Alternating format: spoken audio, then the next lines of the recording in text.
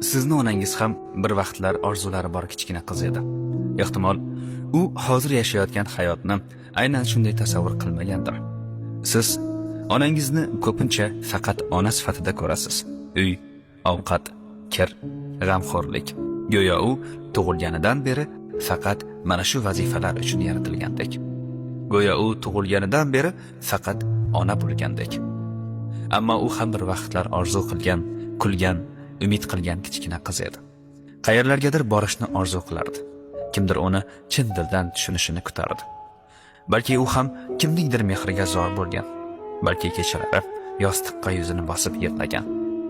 Uning ham sevgan ranglari, yoqtirgan qo'shiqlari, aytilmay qolgan gaplari bordir.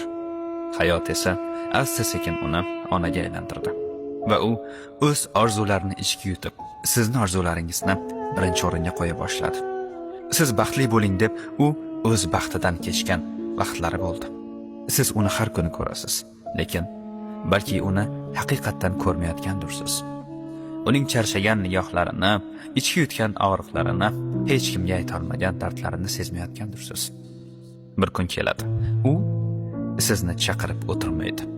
U siz bilgan onadan oldin orzulari bor qiz edi va ehtimol hali ham ichida o'sha qiz yashayapti. Onajon, sizni juda ham yaxshi ko'raman.